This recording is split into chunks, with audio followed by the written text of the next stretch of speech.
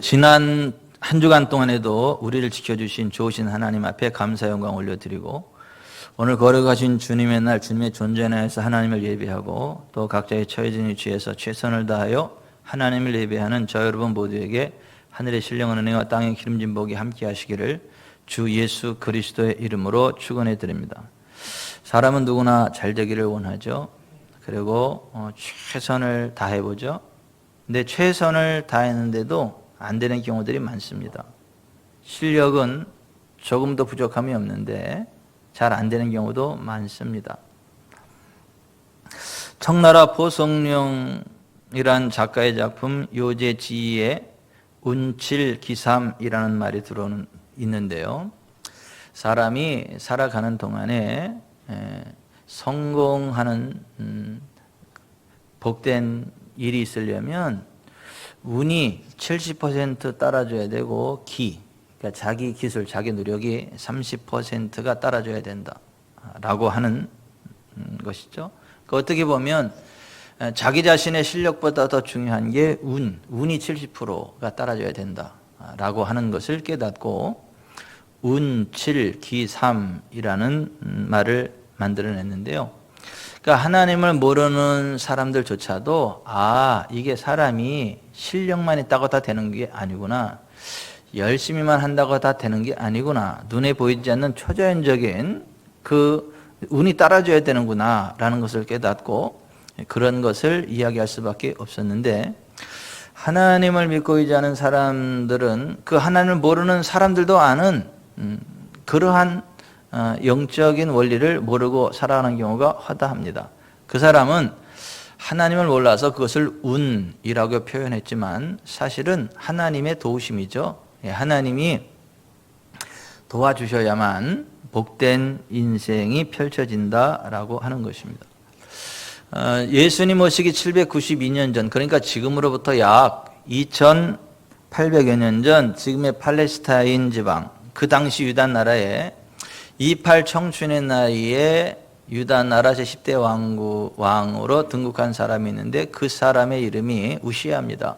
그러니까 18세의 나이에 아버지 아마샤 왕을 뒤이어 유다 나라의 왕위를 이어받게 됐는데 그 이름이 우찌야, 여호와는 나의 힘이시다, 그런 의미를 가지고 있어요. 또 다른 이름으로는 아사랴라는 이름을 가지고 있는데 여호와께서 도우셨다, 그런 의미를 가지고 있어요.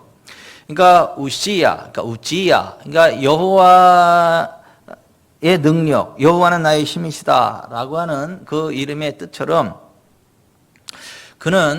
그가 16세의 나이에 유다 나라의 왕이 올라가면서 이게 하나님이 도와주셔야만 되는 거구나, 그래서 하나님이 도와주시면 되는구나, 그것을 깨닫고 하나님을 전심으로 의지함으로 유다 나라를 통치하기 시작을 했는데, 그러니까 왜 28 청춘의 나이에 왕위에 등극하면서 전적으로 하나님을 의지하고자 했는가? 왜 전심으로 하나님 보시기에 옳게, 하나님 보시기에 정직하게 행하려고 노력을 했는가?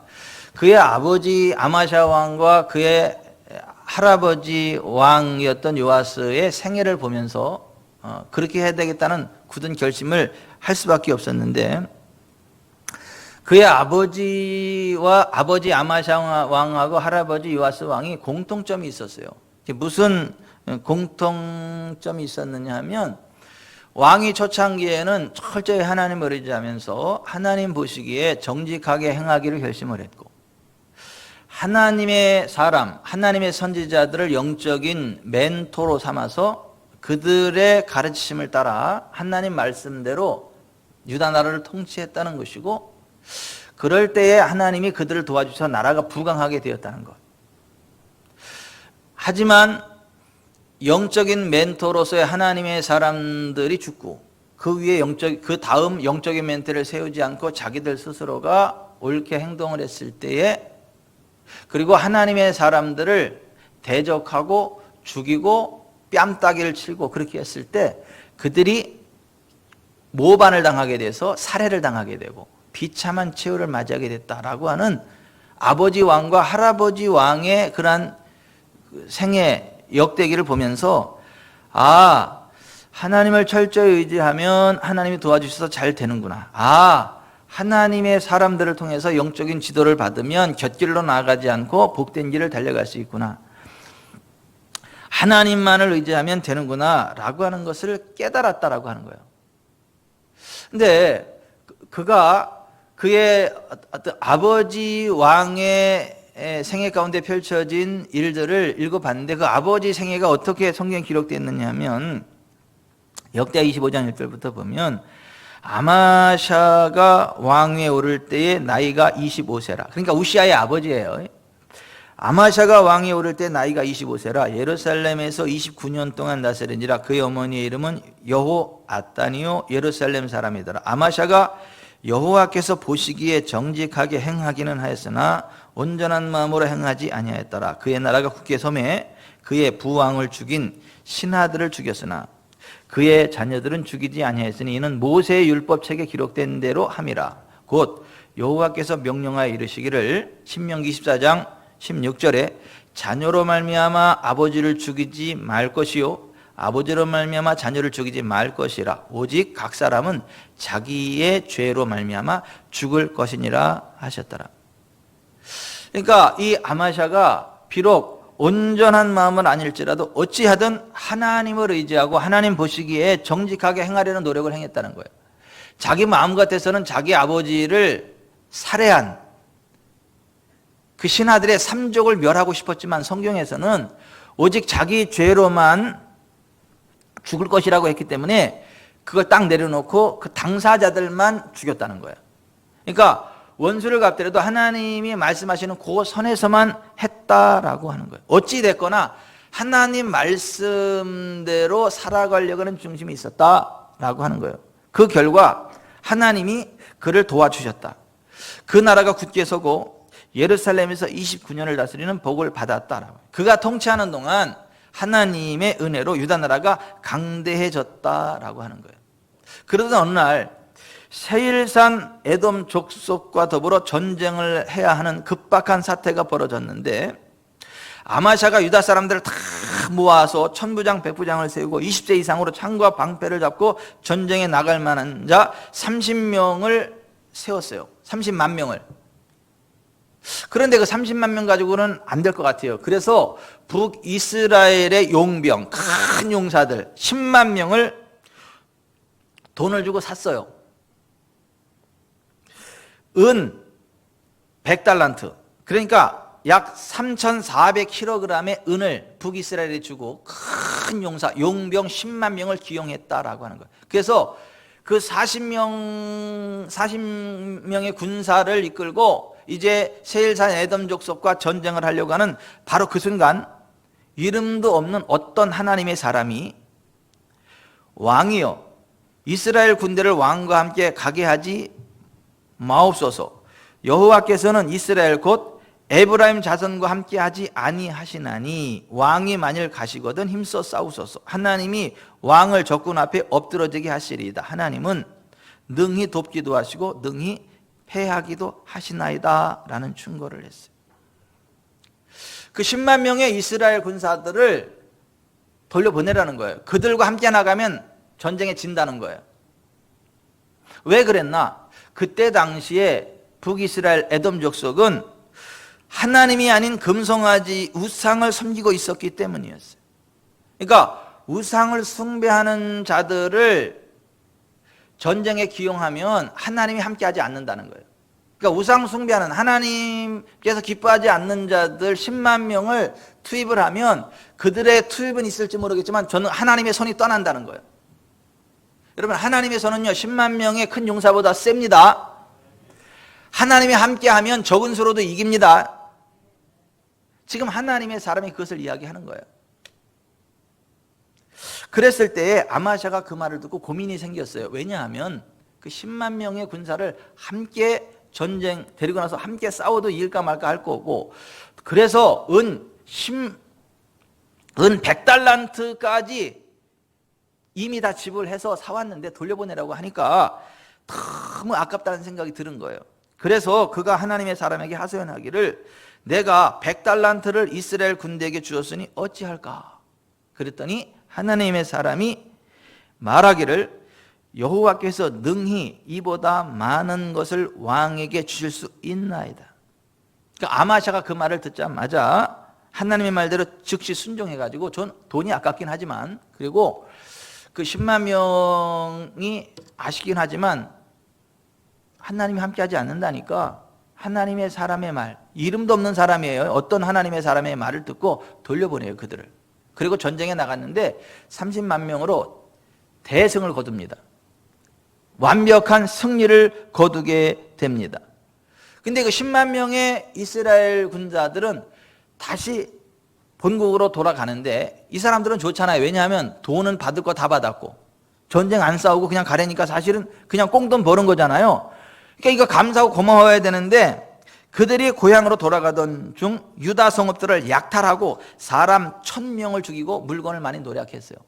그러니까 이런 인간들을 전쟁에 데리고 나갔으면 어떻게 될 뻔했어요?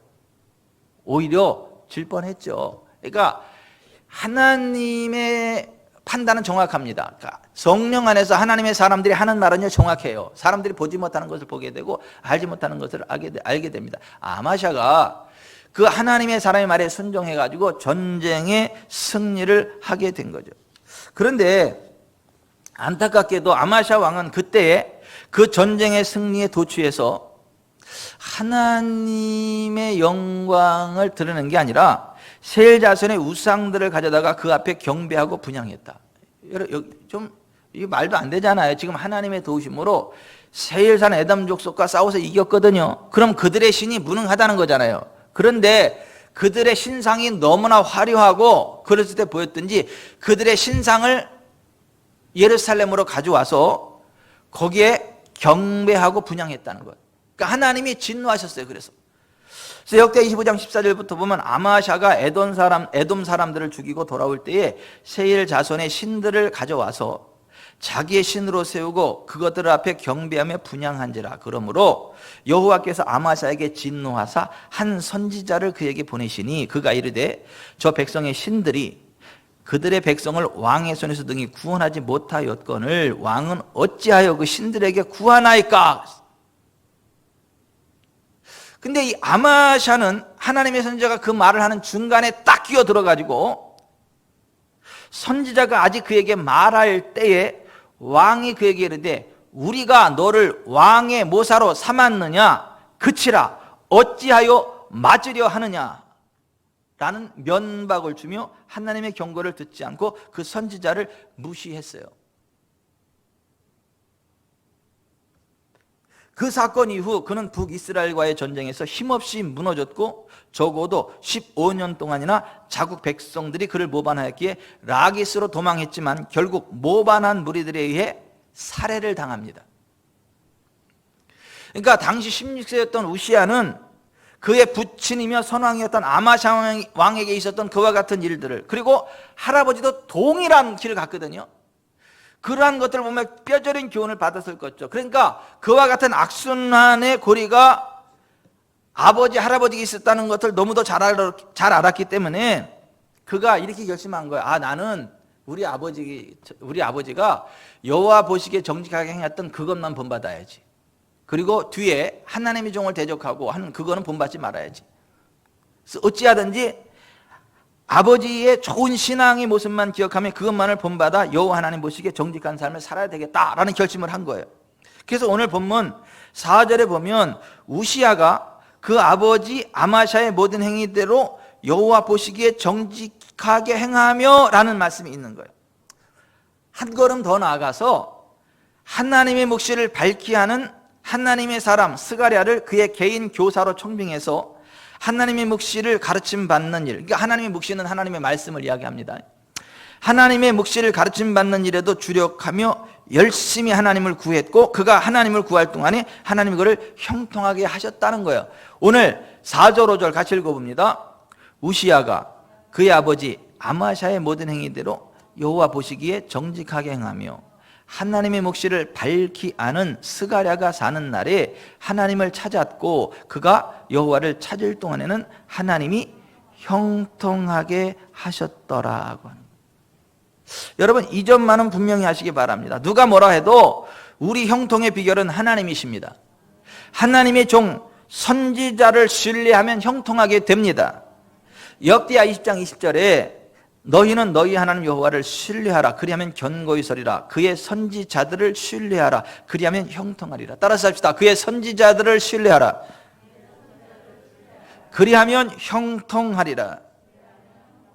지금 우시아가 그걸 정확히 깨달은 거예요. 그래서 그가 28청춘 16세의 나이에 유다 나라의 왕위에 등극했지만 철저히 하나님만을 의지하고 하나님의 묵시를 밝히 하는 스가랴, 그러니까 보통 선지자도 아닌 거예요. 하나님의 묵시를 밝히 하는 스가랴를 자기의 영적인 멘토로 삼았다는 거예요. 여러분 선지자가 똑같지 않아요. 목사가 똑같지 않다니까요. 아니 선지자라고 똑같지 않다고요. 목사라고 다 똑같지 않다니까요. 수준이 달라요. 하나님의 묵시를 밝히 하는 스가랴를 그의 영적인 멘토로 삼아서 스가랴의 영적인 지도를 받으면서 유다 나라를 통치했더니, 그리고 하나님을 구했더니, 그가 그렇게 하는 동안에는, 그가 하나님을 찾을 동안에는 여호와께서 그를 형통하게 하셨더라고 하는 거예요. 그리고 16절에는 이렇게 되어 있어요. 같이 읽어봅시다. 15절. 또 예루살렘에서 제주에 있는 사람들에게 무기를 구원하게 하여 망대와 성곽 위에 두어 화살과 큰 돌을 쏘고 던지게 했으니 그의 이름이 멀리 퍼짐은 기이한 도우심으로도 강성하여짐이었더라. 보십시다. 기이한 도우심이 그에게 따르더라는 거예요. 현대인의 성경은 그 부분을 이렇게 번역했어요. 이것은 하나님이 그를 크게 도우셔서 그가 강력한 왕이 되게 하셨기 때문이었다. 이렇게 돼 있어요. 하나님이 크게 도우셨다는 거예요. 그를 강력한 왕으로 만드셨다라고 하는 거예요. 그와 같은 은혜가 저와 여러분에게 있게 되시기를 주 예수 그리스도의 이름으로 축원해 드립니다. 우시아의 하나님, 우리의 하나님이십니다.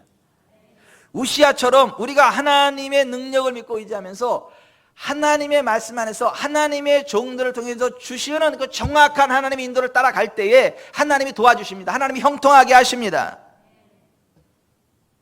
우시아가 그의 아버지 아마시아의 모든 행위대로 여호와 보시기에 정직하게 행하며 하나님의 묵시를 밝히 아는 스가랴가 사는 날에 하나님을 찾았고 그가 여호와를 찾을 동안에는 하나님이 형통하게 하셨다. 제가요 오늘 새벽에 기도하는데, 참고적으로 주일 새벽 기도는 12시에 드립니다.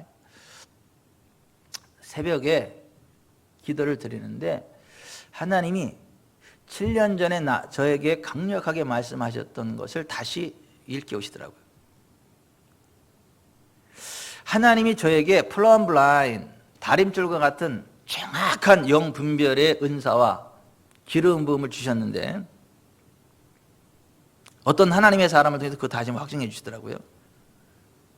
정확하게 보고 분별하게 하고 남들이 보지 못하는 것들을 보게 하고 성도들 이끌고 나아가는데, 저를 따르는 성도들은 다 산다 그러더라고. 믿거나 말거나. 7년 전에 하나님한테 그걸 너무 강력하게 말씀해 주셨는데 오늘 새벽에 그 부분을 다시 한번 저한테 말씀하시는 거예요. 근데 그때 말씀하신 게 11명이에요. 11명. 왜 11명인지는 모르겠어. 무슨 상징적인 의미가 있는 것 같기도 한데, 어쨌거나 제가 흘려보내는 하나님의 지시 그거를 쭉 따라오는데 11명이 한 명도 안 죽고 하고 나머지는 다 죽더라고. 싹 토네이도에 휩쓸리고 흑암의 권세에 칼에 맞아 다 살해당하고 토네이도에 다 휩쓸리는데, 저를 보게 하시고 미리 피하게 하시고 딱 눈짓을 하는데 11명이 딱 알아듣고 따라오는데 한 명도 안 죽더라고. 믿거나 말거나. 하나님이 저한테 그러셨다고요. 그리고 어제 7년 전에 그 말씀하시고 어제 다시 한번 하나님의 묵시를 밝히 하는 스가랴, 하나님의 묵시를 밝히 하는 스가랴, 하나님의 묵시를 밝히 하는 스가랴 똑같지 않다니까요.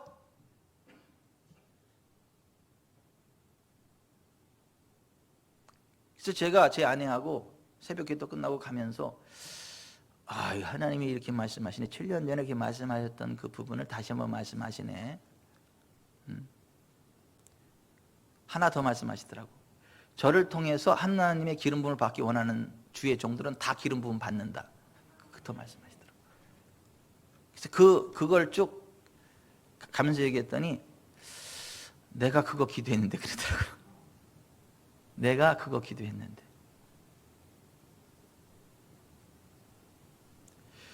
우시야가 하나님의 도우심을 받고 형통하게 된 비결이 그가 하나님의 묵시를 밝히 하는 스가랴가 사는 날에 하나님을 찾았고 그가 여호와를 찾을 동안에 여호와께서 그를 형통하게 하셨더라 이렇게 이야기를 해요. 여러분 우리 정말 하나님의 묵시 안에서 하나님의 말씀 안에서 형통한 길 갑시다. 하나님이 형통케 하시는 복된 길 달려갑시다. 아멘. 아멘. 아멘. 믿고 따라오세요. 믿거나 말거나. 하나님이 그러셨어.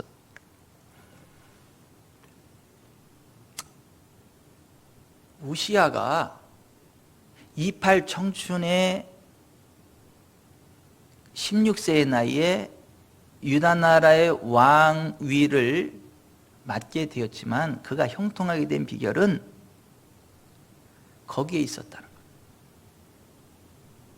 거예요. 52년 동안 강대한 나라, 위대한 왕, 하는 것마다 잘 되게 하나님이 해주셨다는 거예요. 그러니까 이렇게 끝났으면 얼마나 좋겠어요? 근데 여기 이렇게 끝나지 않고 비극적이게도 그가 52년 동안 하나님의 은혜 가운데 형통한 은혜를 입다가 하나님의 묵시를 밝히 하는 스가랴가 죽고 나서 그 다음 영적인 멘토를 세우지 않고 내가 스가랴 선지자를 통하여 이 정도 훈련 받았으면 이제 모든 것을 분별할 수 있다. 그래서 스가랴가 죽은 이후에 또 다른 영적인 멘토를 세우지 않고 내가 이 정도면 이제 스스로 할 수 있다 하면서 스스로 모든 것들을 판단하고 행동하기 시작했어요. 하나님을 섬기기 시작했어요. 그게 교만입니다. 이런 거에 말하자면 오늘날은 이런 거예요. 내가 한 30년 신앙생활 하면서 훌륭한 목사님들을 통해서 영적인 지도를 받았고 이렇게 됐는데 내가 이제 더 이상 무슨 누구를 의지해. 내가 무슨 목사님 의지해. 그냥 내 선에서 끝내면 되지. 무슨 내가 애도 아니고 그냥 내가 기도하고 결정하고 하면 되는 거지. 내가 무슨 애도 아니고 무슨 그렇게 시시콜콜 목사님을 의지해야 되고 목사님한테 뭐 여쭤봐야 되고 확인해야 되고 그래. 내가 초신자도 아니고 쉽게 말하면 이런 거예요. 그게 교만이에요. 본인이 기도하지만 하나님의 종에게 다시 한번 확인받는 게 겸손이에요. 저도 마찬가지예요. 목사인 저도 멘토를 둡니다.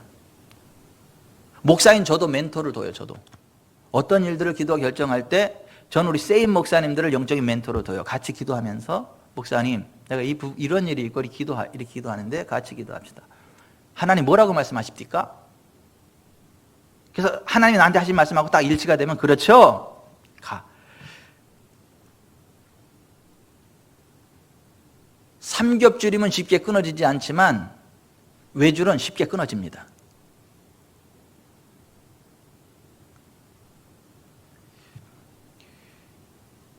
우시야의 선왕이었던 아마샤가 영적인 멘토를 거절하고 자기가 스스로 나가기 시작했을 때 저주받았어요. 그 할아버지 요아스도 마찬가지 자기에게 멘토해주는 하나님의 종을 대적하고 죽여버렸어요. 그리고 나서 모반당하고 살해당했어. 아버지도 그랬어. 그러니까 이 우시야는 그걸 너무너무 잘 알았던 거예요. 그래서 경계를 했는데 그가 너무너무 잘 되다 보니까 교만해가지고 할아버지, 아버지가 범했던 그 실수를 비슷하게 범하는 거예요. 16절부터 읽어봅니다. 16절부터 계속 읽으면 시작. 그가 강성하여짐에 그의 마음이 교만하여 악을 행하여 그의 하나님 여호와께 범죄하되 곧 여호와의 성전에 들어가서 향단에 분향하려 한지라.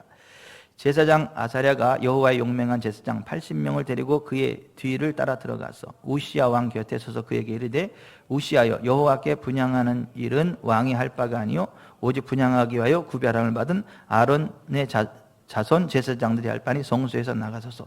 왕이 범죄하였으니 하나님 여호와에게서 영광을 얻지 못하리이다. 우시야가 손으로 향로를 잡고 분향하려 하다가 화를 내니 그가 제사장에게 화를 낼 때에 여호와의 전 안 향단 곁 제사장들 앞에서 그의 이마에 나병이 생긴지라. 대제사장 아사랴와 모든 제사장이 왕의 이마에 나병이 생겼음을 보고 궁전에서 급히 쫓아내고 여호와께서 치심으로 왕도 속히 나아가니라. 우시야가 죽는 날까지 나병 환자가 되었고 나병 환자가 되매 여호와의 전에서 끊어져 별궁에 살았으므로 그와 그의 아들 요담이 왕궁을 관리하며 백성을 다스렸더라.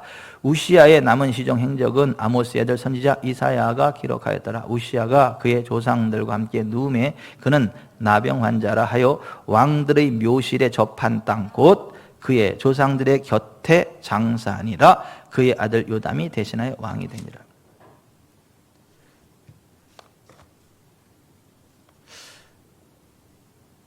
영적인 멘토, 하나님의 묵시를 밝게 하는 스가랴가 살아있는 동안에는 그의 영적인 멘토, 지도하에 하나님을 구했고 형통했는데 스가랴가 죽고 나서 그 다음 영적인 멘토를 세우지 않고 이제 이쯤이면 내가 될 수 있다라는 스스로의 생각과 판단을 가지고 결정했고 잘못된 길에 섰을 때에 제사장 아사랴가 안 된다라고 했는데 교만에 빠져가지고 화를 낼 때 이마에 나병이 바랬다라고 하는 거예요.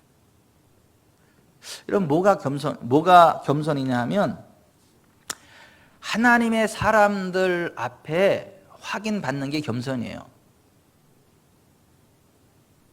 하나님의 종들 앞에서 하나님의 뜻을 확인받는 그게 겸손이에요.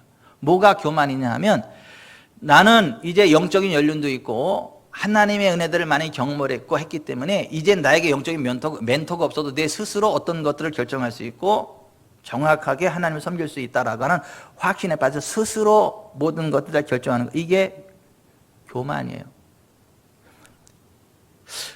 우시야, 아마샤, 요아스 3대의 동일한 실수가 그걸로 인하여 저주를 받았다라고 하는 거예요.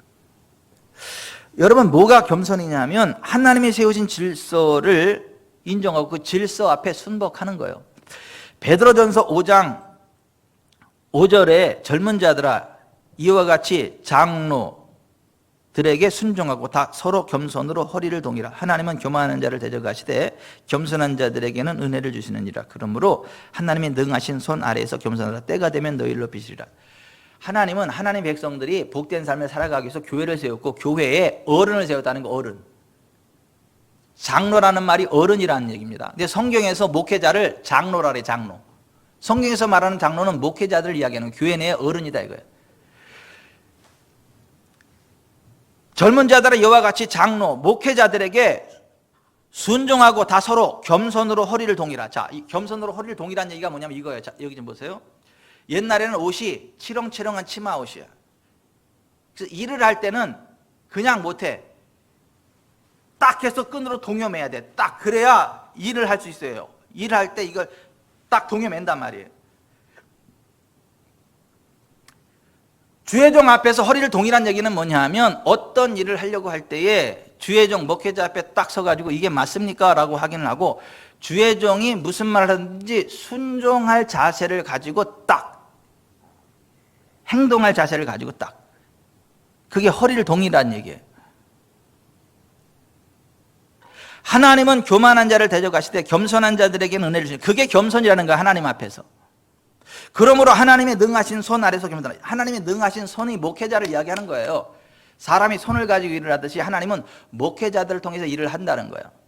근데 그냥 손이 아니라 능하신 손, 능력 있는 손이라는 거예요. 왜? 주를 힘입고 하나님의 도구로 쓰임받는 주의 종들이기 때문에 하나님의 능하신 손이라는 거예요. 그러니까 목회자들의 영적인 그 리더십 앞에 겸손하라는 거예요. 순복하라는 거예요. 그러면 때가 되면 이게 in due time, 적절한 시간에, 완벽한 시간에 그런 말이요. 너희를 높이시리라. 하나님이 세우시겠다는 거예요.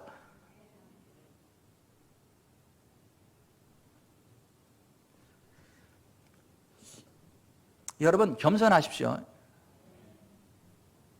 겸손은 하나님이 세우신 영적인 질서에 순복하는 거예요. 허리를 동이므로. 제가 얼마 전에 우리 교회 어떤 분한테 이런 얘기를 들으면서 제가 막 부담이 팍 생기고 그냥 정신이 머리가 쭈뼛더라고. 목사님은 눈에 보이는 하나님이십니다. 우리 애들이 잘 몰라서 그러는데 목사님은 눈에 보이시는 하나님이십니다. 그 얘기를 딱 듣는데 머리가 쭈뼛더라고요. 그렇지.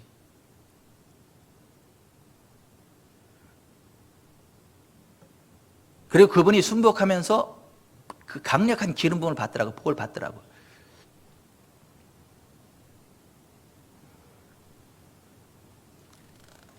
눈에 보이는 하나님의 종을 순복하지 않는 사람이 눈에 보이지 않는 하나님을 순복할 수 있을까요? 눈에 보이는 부모님을 순복하지 않는 사람이 눈에 보이지 않는 하나님을 순복할 수 있을까요? 불가능합니다. 하나님 백성들이 망하는 이유는 딱 하나, 자기 소견에 옳은 대로 행하는 거예요. 사사시대의 패망의 원인이 그때 이스라엘의 왕이 없으므로 사람이 각기 자기의 소견에 옳은 대로 행하였더라. 그래서 망했다는 거예요. 신앙의 교만이란 하나님이 세우신 하나님의 리더십 앞에 순복하지 않고 이만하면 나도 됐다라고 하는 스스로 하나님 앞에 모든 혼자 결단할 때가 분별할 수 있고 하나님 섬길 수 있다라는 착각에 빠져가지고 그 누구의 리더십도 인정하지 않고 어떤 멘토도 인정하지 않고 하나님과 1대1로 나가려고 하는 그게 교만이라고 하는 거예요.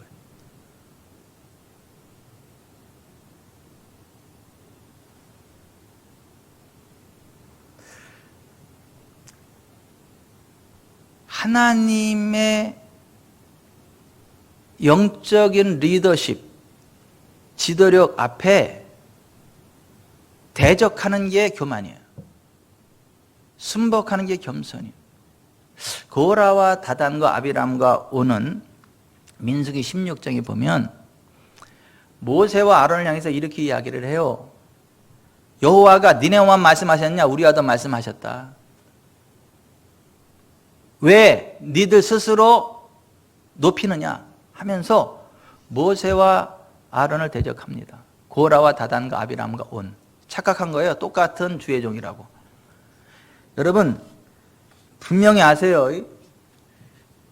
똑같지 않습니다. 주의 종이라고 똑같지 않아요. 선지자들이라고 똑같지 않다니까요. 장로님들하고 다 똑같지 않아요. 권사님들하고 다 똑같지 않다니까요. 급이 달라요. 우리 지구촌 사랑교회 장로님들은요, 다른 교회 장로님들하고 달라요, 급이. 오호, 이게 아멘이 안 나오네. 우리 지구촌 사랑교회 권사님들은요, 다른 교회 권사님들하고 급이 달라. 다르다니까. 오키 씨가 봐도 그렇잖아, 황오키 씨가 봐도. 아니에요? 급이 다르다니까요. 고라와 다단과 아비람도 하나님의 종인 거 맞아. 기름 부음이 있는 거 맞아. 하나님이 쓰시는 거 맞아. 근데 모세와 아론하고는 차원이 달라. 하나님이 쓰시는 용도가 달라. 소 잡는 칼이 있고 닭 잡는 칼이 있어. 똑같은 칼이어도 소를 잡을 때 소 잡는 칼을 쓰지 닭 잡는 칼 안 써. 닭 잡는 칼로 소 못 잡아. 근데 고라와 다단과 아비람과 온이 우리도 하나님의 종이라는 거예요. 우리도 하나님이 우리한테도 말씀하셨다. 대적했어요. 하나님이 그거 안 기뻐하시면서 땅이 갈라져서 그들을 스월에 던져버리셨다. 스월, 지옥이요. 지옥에 던져버리셨다. 성경이 이렇게 이야기를 해요. 그러니까 하나님이 세우신 영적인 질서에 대적하는 게 얼마나 무서운 죄냐는 거예요.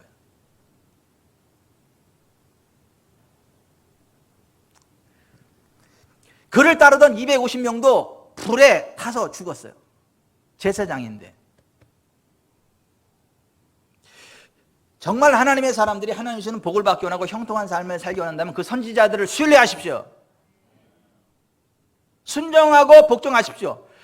물론 진짜 하나님의 종이라는 전제해요. 신천지 이만희 같은 가짜 목사 말고 정말 선지자의 기름 부음이 있는 주의 종이라는 전제하에 이야기하는 거예요. 가짜 말고.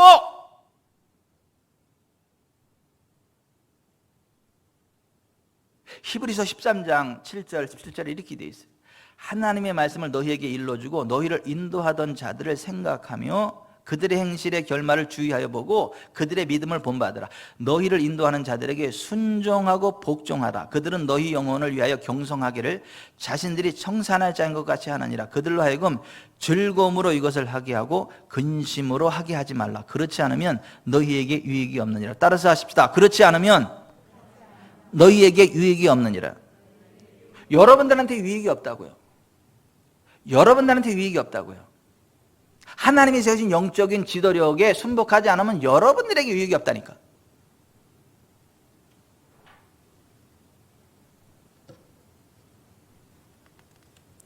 예수님이 제자들을 전도 여행에 파송하시면서 이렇게 말씀하셨어요.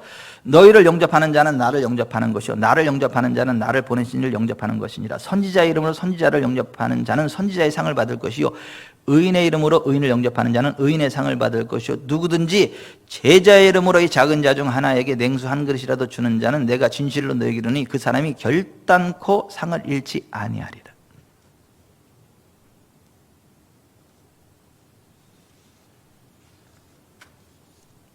말씀을 맺겠습니다. 하나님은 우리가 현세와 내세의 복된 인생길을 걸어가기 원하십니다. 현세와 내세를 복되게 하라 말씀하십니다. 근데 우리가 현세에서 복을 받으려면 어떻게 해야 되나? 그 선지자들을 신뢰해야 돼요. 그래야 형통해요. 내세까지 그 복이 연결되려면 어떻게 해야 되나? 그거 중간에 끊어지면 안 돼. 끝까지 순복해야 돼. 치받으면 안 돼. 고라와 다단과 아비람과 온처럼 치받으면 안 돼. 주의 종들 스월에 던져져. 내세가 저주스러워. 현세와 내세가 복되려면 여호와 보시기에 정직하게 행해야 되고 하나님의 묵시를 밝게 하는 주의 종, 그의 주의 종의 영적인 리더십을 끝까지 따라가야 되는 것이고, 멘토가 죽었으면 또 다른 영적인 멘토를 세워서 끝까지 해야지, 영적인 멘토 없이 스스로 내가 하나님을 잘 섬길 수 있다는 착각에 빠져가지고 스스로 결정하면 저주가 올 수 있다. 우시아가 제사를 반대한 거 아닙니다. 바람 피운 거 아닙니다. 죄진 거 아닙니다. 뭐예요? 제사 지내다 그런 거예요. 나름대로 하나님 잘 섬긴다라고, 하나님을 나름대로 잘 섬긴다고 나름대로 최선을 다한. 근데 하나님은 그게 아니지. 하나님은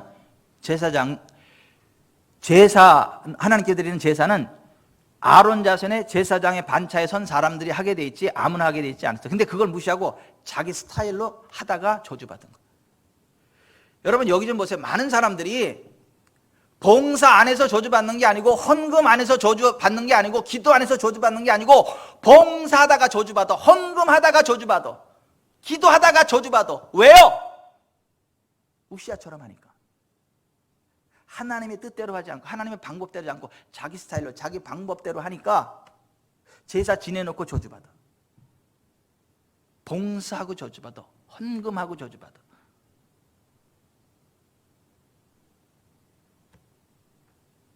여러분 우리가 정말 하나님의 말씀 안에서 하나님 섬깁시다. 하나님 보시기에 정직한 길을 걸어갑시다. 그래서 현세에서 복을 받고 내세에서 영생의 복을 받읍시다. 아멘. 조금 잘 된다고 교만하지 마세요. 하나님의 영적인 리더십에 도전하지 마세요. 스스로 할 수 있다라는 망상 속에 빠지지 마세요. 하늘나라 갈 때까지 영적인 멘토를 두세요. 왜 아멘이다 출장 갔어요? 영적인 멘토를 두시라고요. 그렇지 못한 거 있다면 회개하세요. 그 교만함을 회개하세요. 오늘 새벽에 하나님이 그 강력하게 그 말씀을 하시는 이유가 그런 것 때문에, 지구촌 사랑교회 성도들은 복 받아야 됩니다. 복 받아야 됩니다. 끝까지 복받아야 됩니다. 천국 가야 됩니다. 그 기본이 오늘 우시아의 생애 가운데에 펼쳐져 있는 거예요. 나의 모든 행실을 주여 기억 마시고.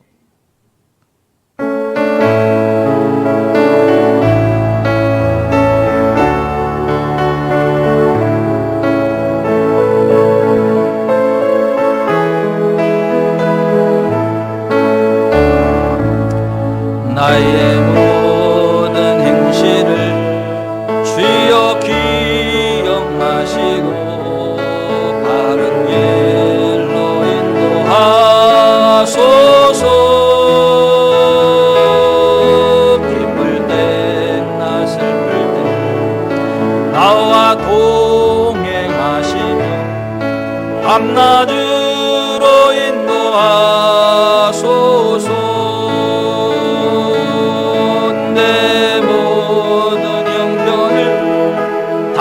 기억하시고 늘 나와 동행하옵소서.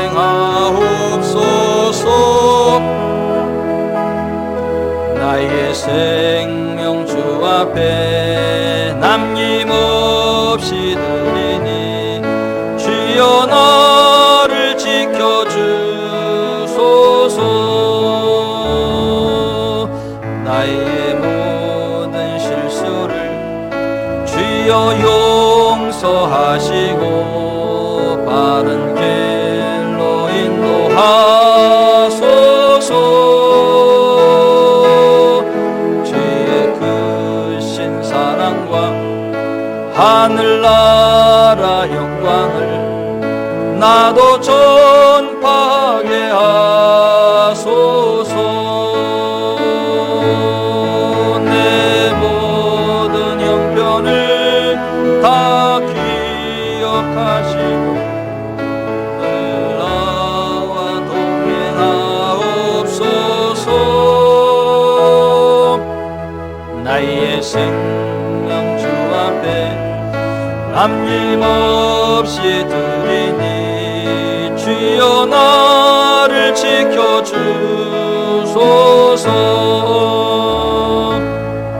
이 땅 위의 모든 것 마지막 날 될 때에 주여 나를 받아주소서.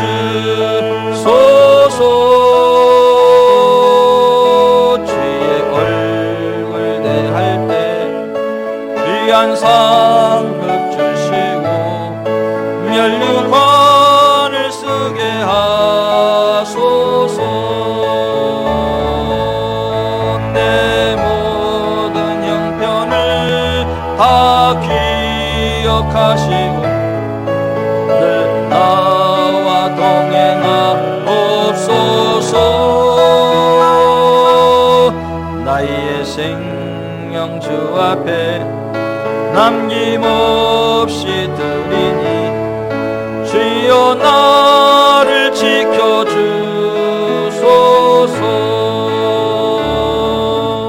가슴에 손을 얹고 기도합시다.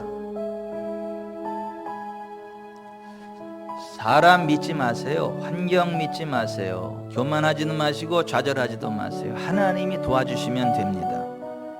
하나님 보시기에 정직한 삶을 살아가는 게 중요합니다. 하나님의 사람들을 신뢰하고, 가짜 말고요, 진짜 선지자의 기름 부음이 있는 주의 종을 신뢰하고 따라가는 게 형통의 비결입니다.